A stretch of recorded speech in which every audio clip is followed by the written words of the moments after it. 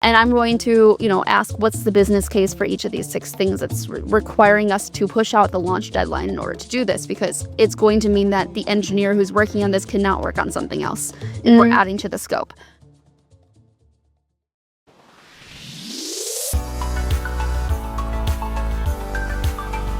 Welcome to the Ladybug Podcast. I'm Kelly. And I'm Emma, and we're debugging the tech industry. Hi. Hey. How's it going? It's going.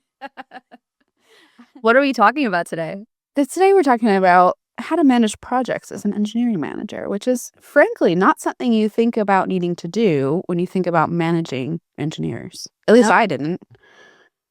Because you think about, maybe you're going, people often say moving from IC to EM is like moving from managing projects to managing people. But the reality is you're still managing projects in EM, and often a whole lot more than you think you should.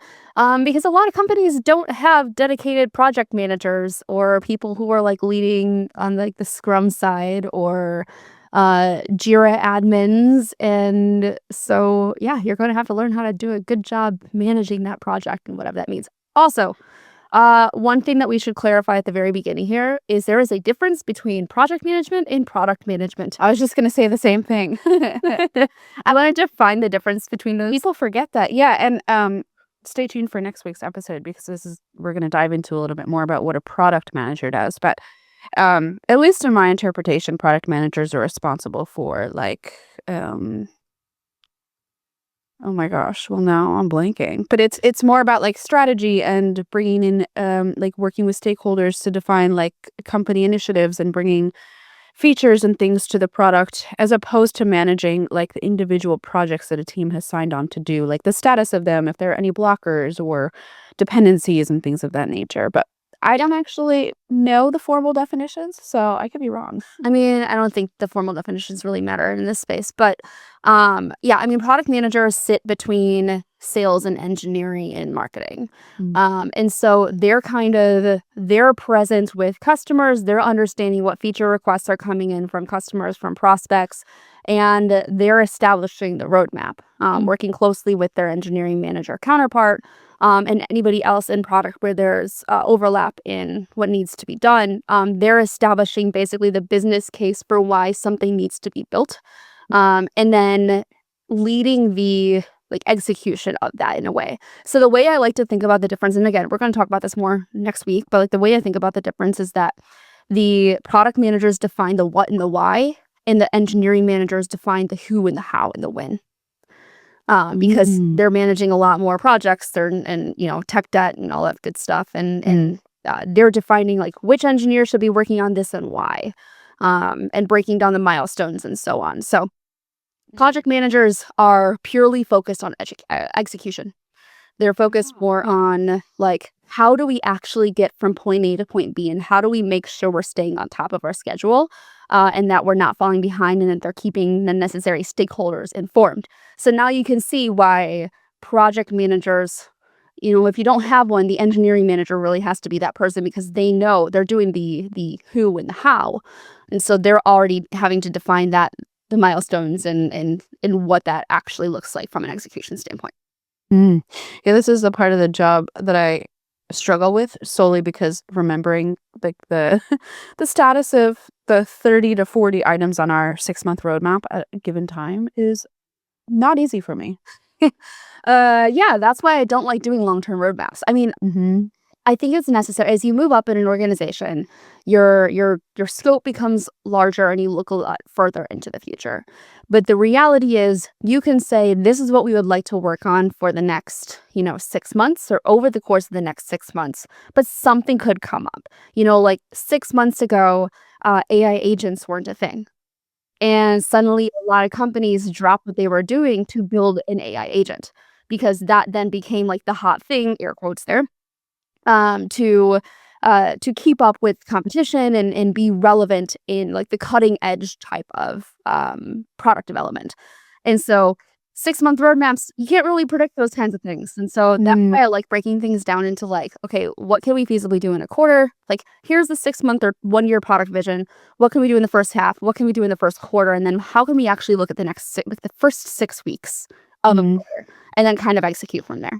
Yeah, I'm not a fan of the 6-month roadmaps. Not that I have a big say in that, but we used to be on 3-month, like quarterly planning, which don't get me wrong, the planning cadence or like the process of planning is time consuming.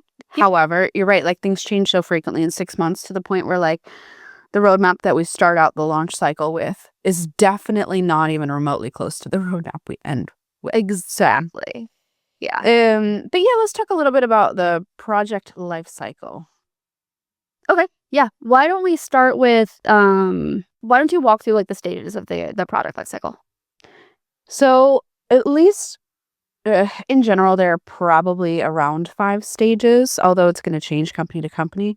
So the first phase is probably the initiation process where you're defining like what needs to be done, who are the stakeholders, what does it mean to be successful, or like the most minimum viable product, minimum lovable product, what are the goals.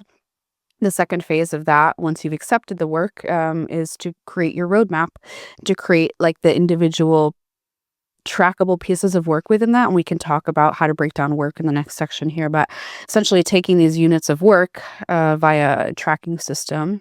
And this, oh my gosh, this is also something I didn't expect to have to do, was to estimate engineering capacity.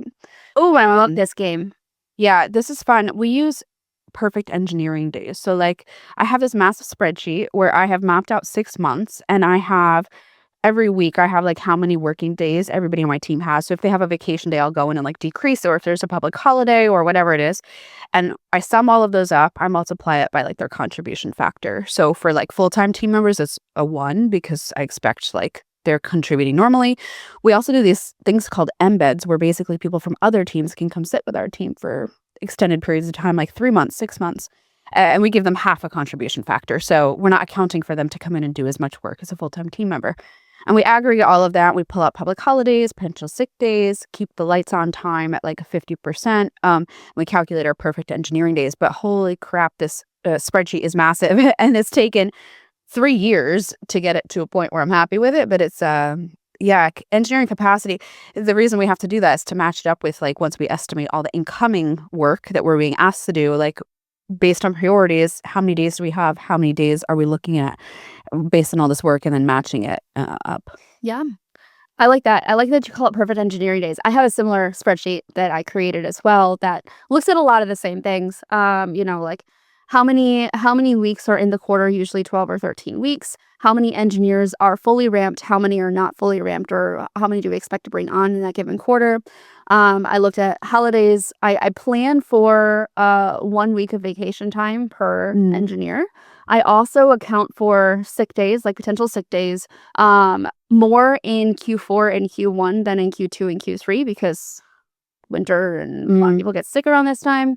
And then I look at basically the engineering velocity of the team.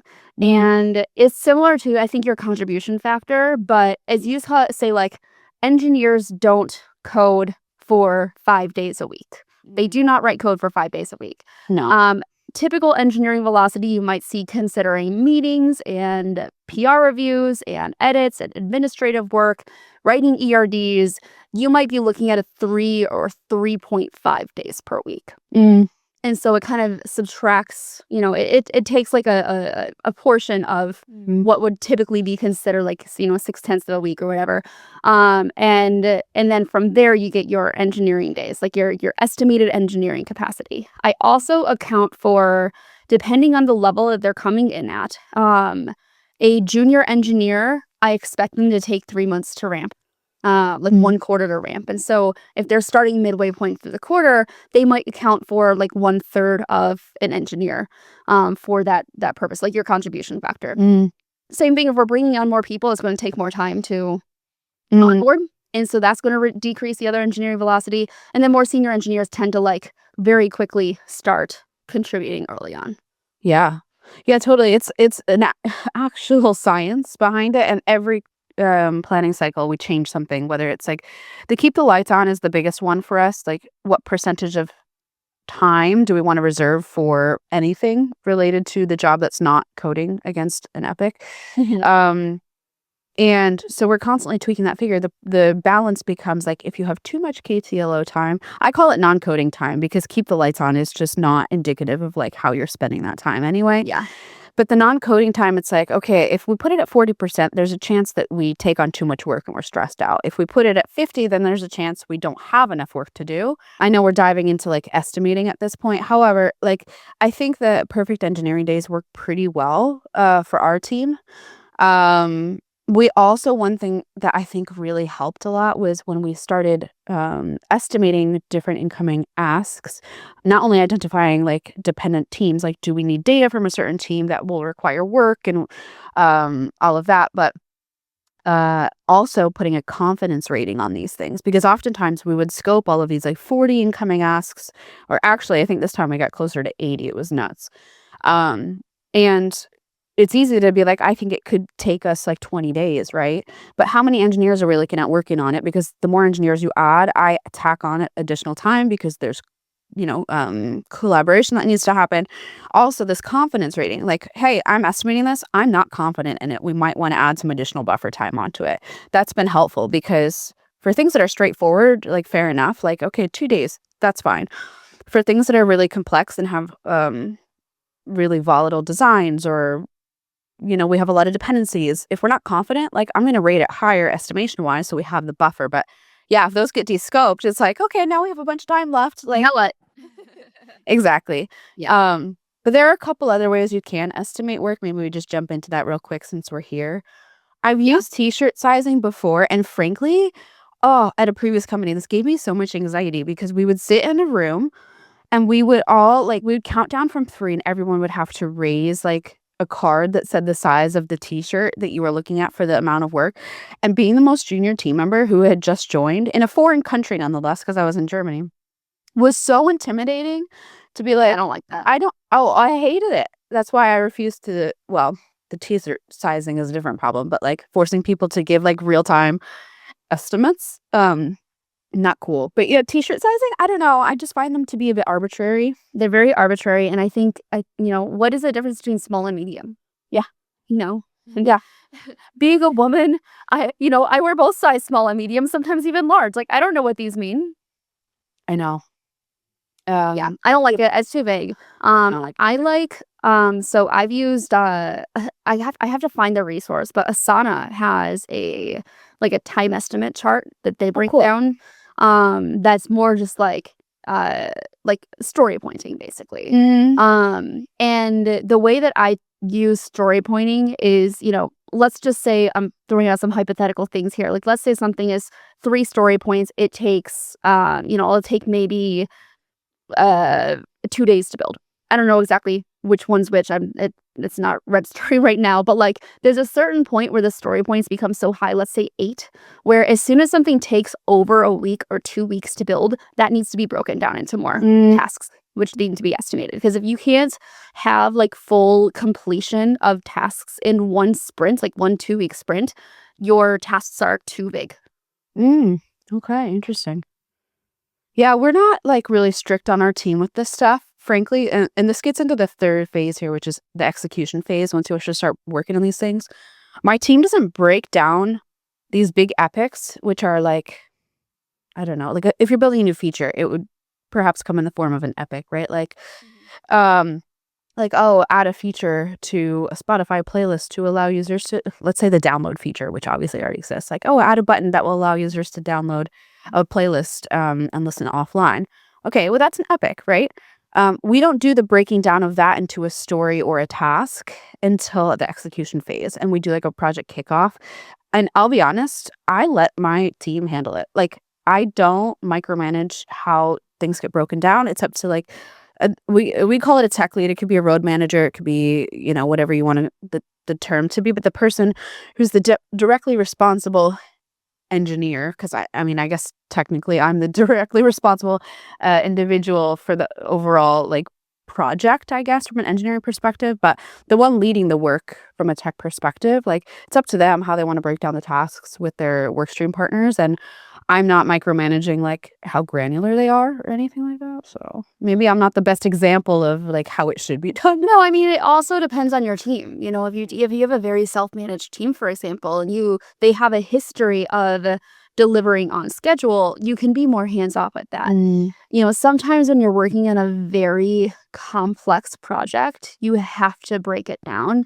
And for something that's a little bit like a project I recently led, by recently I mean it's like a year and a half ago. It was something that I'm very like deeply familiar with, but nobody else on the team really was.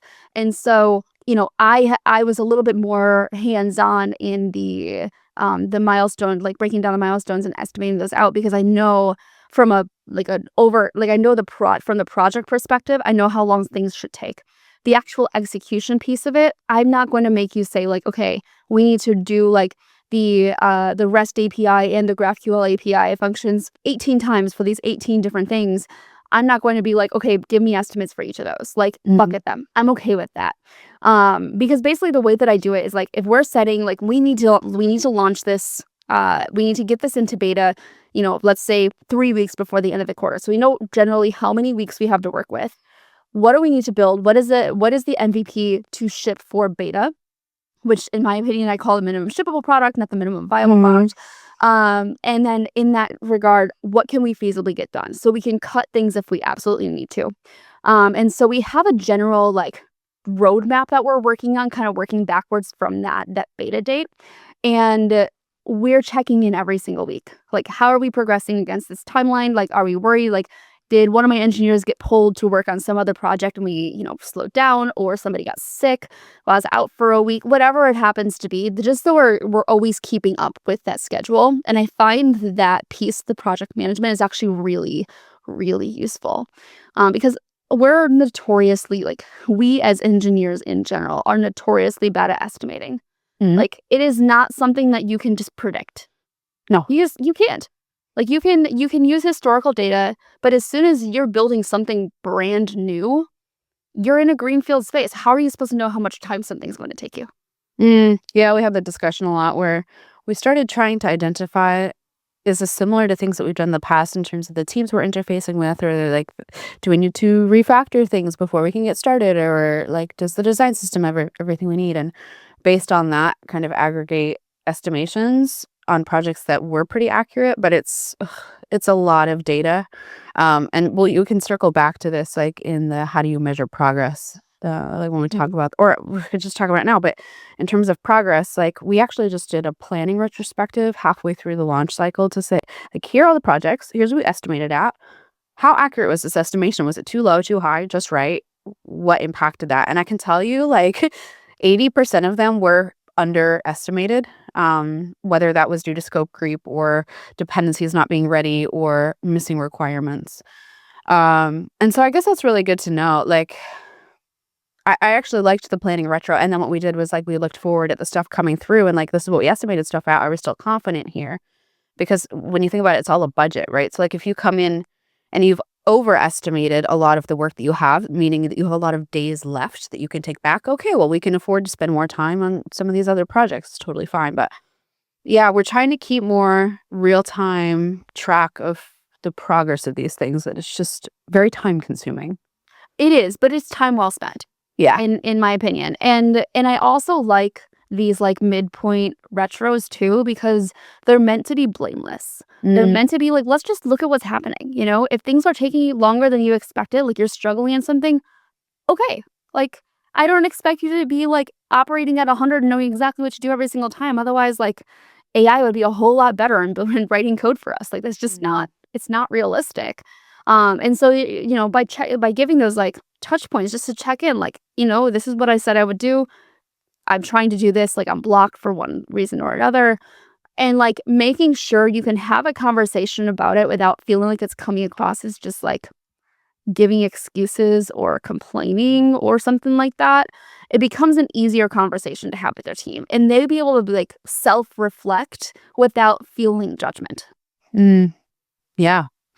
Yeah, although that does, I mean, this is maybe something that we can talk about in a later episode on like the hard parts of the job, but something hard that I find about this job is how do you confront a situation wherein a project is taking an absurdly long time to complete and the person leading that project is perhaps unaware or disagrees that it's taking a long time. Yeah, but we'll talk about that in a later episode. I think that's the last one of the season, which is the tough parts of this job.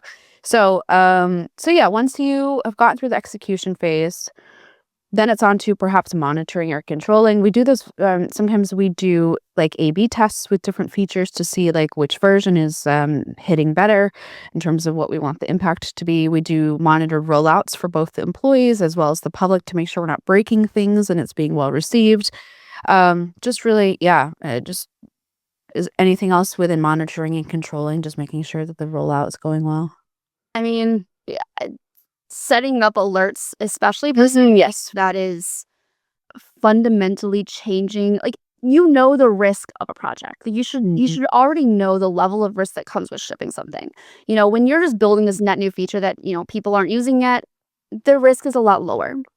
When you're building something like you're refactoring your entire authorization system, it's a high risk item because, if people lose access to things that they actually need to run their business, for example, we're B2B, you're B2C, like there's a big difference in losing access to something versus like, oh, something's broken or something's not working very well on a new feature.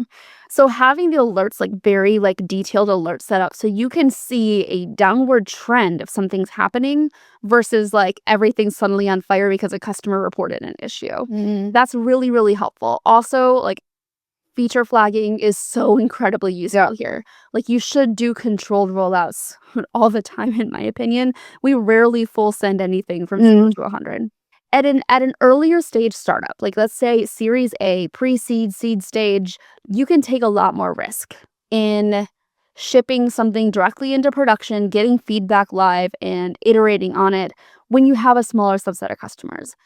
Because typically these customers, because the product is so new, it might not be so deeply ingrained in their business systems quite yet, where if something breaks, it's not the end of the world, or they're willing to take on that risk. As you scale, you can't do that anymore. And you have to slow down. You have to have tests written. You need to choose, this is also part of the risk question is like, how much time do we need to spend writing tests and what kind of test coverage do we actually need? And it's an interesting question because, I think that there's a lot of pressure to make sure you have full test coverage for anything that you write. But that's also part of a minimum viable product is like, it's okay to be buggy because it's not a minimum shippable product. Yeah, this is something we're actively looking. This is my project before I go on parental leave is our testing strategy and evaluation. And do we have sufficient test coverage? And the question becomes, well, what metric are we using to evaluate whether like we have significant coverage, right? If we're looking at line coverage with unit tests, like you don't want 100% coverage, right? That's not going to catch all your bugs. And in fact, it could probably, it's going to cause more harm than it's worth, right? But if we're looking at customer support tickets, is that really indicative of how like resilient your strategy is, right? But I think the biggest point is it should be something that's actively considered as well as, in tandem with monitoring and alerting and all of those things. Yes. Yeah. And one of the things before we move into like, talking through scope creep and how things change, I mean, I guess it's a pretty good segue here, but we talk about this project life cycle of going like initiation, planning, execution, monitoring, and closure. But realistically, you're going to be probably spending time iterating on 2, 3, and 4. Yeah. On that planning, execution, and monitoring stage. You can do everything in your power to capture every possible risk, every possible edge case and corner case when you're planning, but you've now spent too much time in the planning phase and you're not actually getting started on execution. Like again, it's a risk scenario, and it's like finding what that appropriate balance is to be able to say like, we have enough to get started. We know there are some risks. We are accepting some risks. We might need to go back and revisit some of these things, but we're willing to take that risk on. Yeah, totally. And then something like we deal with because we have a lot of stakeholders, which again we'll talk about in the next episode coming up. But one of the difficulties of being a UI team is that we have dependencies on our data teams to provide APIs to us and all of these things. And so yeah, something we've started doing is like, hey, can you give us like a mock API or just like tell us what you're thinking, and then we can get started on something. And but it's definitely a delicate balance. And as an EM, you'll if your team members need support, I think you should be prepared to support them. I'm more of the hands-off approach where like if you bring to me that you need support, I will be happy to help interface with these stakeholders for you. But for the most part, I think just my it also team comes got with, it covered. again, how self-managed your team is, the seniority in your team. Sometimes you do need to jump in, but it's a good skill for every engineer to learn how to do. Like that stakeholder management and the negotiation that comes with that is so incredibly important to learn. Absolutely. Should we talk about scope creep? Let's do it. So it's kind of unavoidable. Like scope creep almost always happens to some degree. And the best thing you can do with scope creep is plan as much as you can up front, but again, identify where those risks currently exist. As you're building a new feature, for example, or you're refactoring something, and I'm not just saying like refactoring from an engineering perspective, like you're changing the user experience of something. You are, especially working with product, you're likely to uncover things along the way that you didn't think about at the outset. And you need to decide, are these things that we are willing to take on, knowing that they might push out the launch date for this? And handling scope creep is just a game of negotiation. The whole thing is just negotiation. I assume you'd probably deal with scope creep a fair bit as well. Yeah, we do. I'm trying to think, like, does it come more from like the folks leading like the overarching work, or like the I don't know how to explain this, like the stakeholders at the high level who are running the project for like all the platforms, or does it come more from like design and like wanting to do more? I think for us it comes more from like the stakeholders leading the initiatives at a high level where they want us to do more or different functionality. And then of course it's a waterfall effect where it's like, okay, we're changing the requirements or like the user flow. Now we have to update the visual designs, and then it just, but normally what we would do is just say, hey, we're shipping this. I don't like MVP either as a term. I like to say like minimum lovable product, because viable and lovable are not the same thing. So normally it's like, okay, one thing that we just struggle with is defining what the minimum version will be, or the first iteration will be. And then it's hard to identify scope creep because it just kind of creeps up on you. So I think we're pushing this time to have a more defined like set of requirements for the first iteration. And then should we need to expand the scope, we'll deliver the first version if we're able to. Like, it don't have to roll it out or anything, but at least to finish what we agreed to. And then if there's additional stuff that we need to add on, let's do that after. Like, let's fast follow with it. Exactly. Yeah. And I will negotiate with my product counterpart with this as well. Like every now and then they'll say like, well, we really want to, like, we need to get this feature out, but I believe that these 6 things are deal breakers. Like, we have to build these additional 6 things in order to launch. And I'm going to, ask what's the business case for each of these 6 things that's requiring us to push out the launch deadline in order to do this, because it's going to mean that the engineer who's working on this cannot work on something else or adding to the scope. Is that a trade-off that I'm willing to make that I'll agree to? And occasionally it'll become okay, I know that these 6 things are really important to you, and I also see 12 more things below this that you think are less important, but things you would like to get done. I am drawing a very defined line in the sand here, where I will give you your 6 things. I'm taking a screenshot of this and saying these 12 things that are post-launch, we'll work on later, they need to stay there because I will now know if you've pulled something else in. It sounds harsh, but it's such a necessary thing occasionally to just like have a very firm like wall that like you cannot pass this, because this is having ripple effects on everything else that we need to execute on the roadmap. Yeah.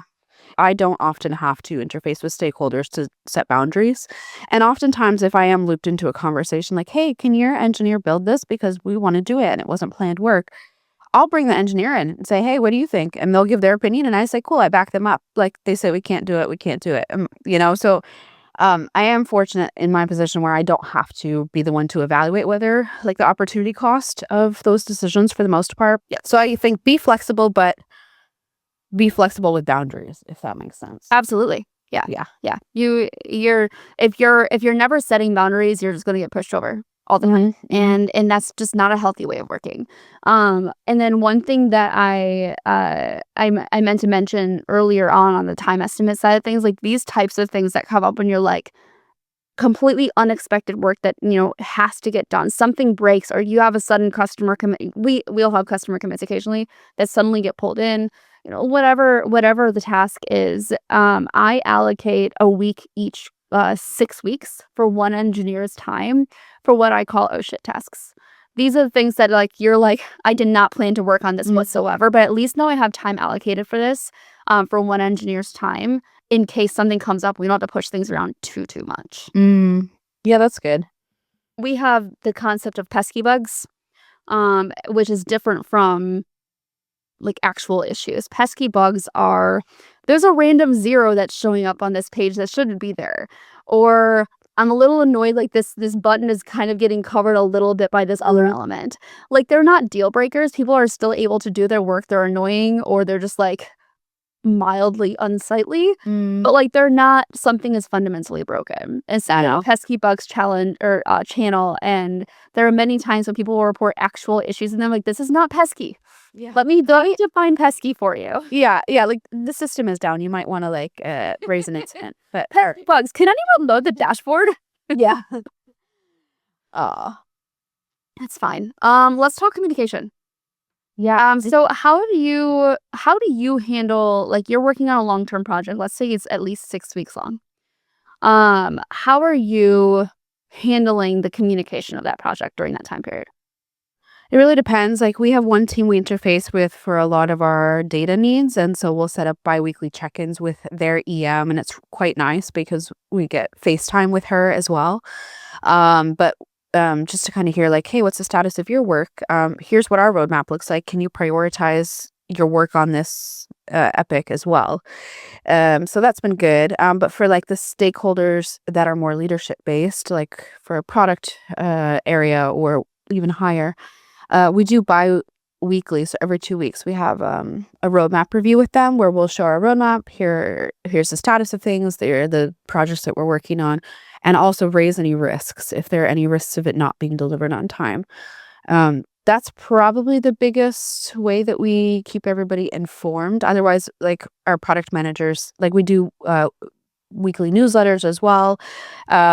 He's really good at posting in the more public Slack channels about like rollouts or announcements or things like that. So yeah, that's how we do it. How do you do it? So on my direct team, on like a particular, like a specific project that's going to be, multiple engineers working on it for multiple weeks, we will do a weekly project sync that's almost like a stand-up, but it's one time a week and it's like max 15 minutes. There's a Notion doc we use that basically every time we meet, you click a button and it just generates for that date, the engineers on that project, and where they will be able to, like, I will live write it so they don't have to do the work ahead of time. So we're just meeting and I'm typing as they're going, like, here's what I've been working on, here's what's shipped, this is in review, this is what I'm working on next. And then 2 sections for questions and blockers. Any questions, any blockers, we'll talk through those if they come up. And then I have one more section for just like other notes. Other notes can be, we are falling behind this particular thing, or we forgot to add this to the scope, but this isn't necessary to do, so this is going to push out the timeline. We reviewed the timeline, everything looks good. We discussed beta customers, like who's going to be testing, and this is engineering, product, and sometimes design in there as well. And it gives everyone like one space, like this is a quick 15 minutes. You're obviously talking about the project all the time when you're working on it, but like this is dedicated face-to-face time for like a maximum of 15 minutes with PM or with product, with engineering, and with design, to just like make sure we're all on the same page. And I found that to be really, really helpful for these longer term projects. And I like to have whoever is leading this project actually lead the discussion as well. Again, it's kind of building that muscle. It's a little bit administrative, but I don't think it's a huge time suck. And we put it at a time where it's not going to be like a massive context switching situation for our team. And then as a larger organization, because again, we're small, so up until February, we had a weekly Monday morning meeting where we're like, here are the top 3 things that we worked on last week. here's what the top 3 things our team is working on this week. And it's all 3 engineering teams, as well as like customer success, sales engineering, support. Like everyone is kind of in one room, just the leaders in there to kind of talk through, are we all on the same page about what everybody's working on in case there are any dependencies that exist from one team or another. Yeah. Yeah, that sounds really good. It actually does sound similar to what we have. We don't do project meetings like that. We actually, so my leads team, like design, engineering, product, we're all in the stand-ups every single day. So like there's no need to communicate like daily status outside of that, but we do have a private Slack channel. We can just like ask each other questions. We have we're on 2-week sprints. Every 2 weeks we have like an EM/PM design, data science sync. We go through anything upcoming. And then the people leading the projects, there are 2 things that we do. We have a project channel where everybody involved can join, like desktop download button, for example, that the workstream lead will create and post updates into. And then also we use Coda sometimes, like we have Coda pages for any big piece of work where we've put together a template for like all the project information, and they can keep it up to date with stakeholders, relevant resources, timeline, blockers, etc. And that's been really helpful as well. I like that. Yeah, we don't do daily stand-ups because I think Vince from California to India. Yeah, it's a little hard. Yeah, I think the point here that we seem to have in common is like asynchronous is always good. Async is great. Yeah, in fact, my daily stand-up is a workflow on Slack.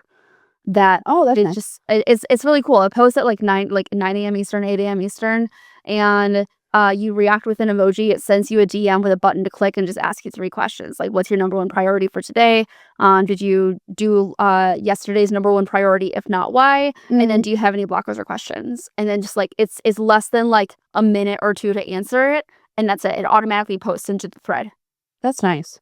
Yeah, we thought about doing that because we have this idea of like Focus Wednesdays, but my team really enjoys, like, I always stand up at 10 in the morning because we're all EMEA based, like in European, Middle Eastern time zone. And the first 15 minutes are an optional fika, which is like a Swedish coffee break. And then we have 15 minutes of stand up. But people really like it. Like, they don't even want their Focus Wednesdays asynchronous, like Slack. I love that. They want to hang out, which is really, really great. So yeah, and I think the one of the other key takeaways here is that your role as a project manager while you're an engineering manager will change drastically depending on the scope of the company and the tenure and seniority of your team. If you're taking on a new team or you have a lot of junior people or people who aren't used to leading cross-functional work streams, it's going to look different. So communication is probably your best tool. I like that. That feels like a good way to end this. Agreed. All right. Why don't we talk about resources? Yes. My resource for the week is a book I've read years ago. It's still something I think about often, which is Start With Why by Simon Sinek. It was the first book of his I read. I'm reading another one right now called Leaders Eat Last, which I'm finding interesting as well. But Start With Why was really intriguing to me because it really hit home the point that, like, if you just ask people to do things without explaining the value of it or the reasoning of it, they're less likely to be motivated to do it. So often with planning or execution of projects, if my engineers understand why something is so valuable and how it fits into the business objectives, they are more likely to be motivated to do it and to do it well. So that's a great book. I really like the audiobook for that one. Oh, I haven't listened to it. Maybe I should. That's good. He has a slight accent. So it's Really? Yes. And it just like it comes out in like little bits. It sounds like somebody who, like, if you were living in, like, let's say you grew up in like Ireland or you grew up in the UK and then you moved to the States and you like Americanized your accent, but every now and then you say something. Interesting. I didn't know he was English American. That's funny. Yeah. Okay. And so mine is Measure What Matters by John Doerr. I like this if you're going to be doing project management because I think it's really important to understand OKRs, objectives and key results. And you know, even if you're not the one who's really setting these for your team from like a company perspective, it's good to understand the business case for writing them. And it's a good exercise to actually put yourself through and your team through because it's going to help you relate the work you're doing back to those top level objectives that are coming down as far as like what are the overall company objective, what are the like the business objectives for each team, and how does that continue to roll down. When done correctly, you can map all of your stuff back to those broader objectives in some way. That was like I'm kidding you not, it's the second book up on my bookshelf here. It was one of the next ones I was going to pick up as well, so It's so good. I will expedite that one now. Perfect. Well, with that, I think we can call this a wrap. Do you want to give the whole ending thing since I did the last one? The whole and oh my gosh, you're asking somebody who hates ending meetings. Actually, this is definitely not my strong suit here, but let us know on Twitter or in the comments, like, what are you using to keep track of your projects? Because I think it's so interesting to hear how other companies are tracking their work. And with that, I guess find us on all the places. Any like podcasting. I was going to say social media, that maybe sort of that too. But any kind of podcasting platform, YouTube. Tell your friends, subscribe, follow, smash that whatever button we're talking about smashing these days. I have no idea. But we'll see you next week. See you.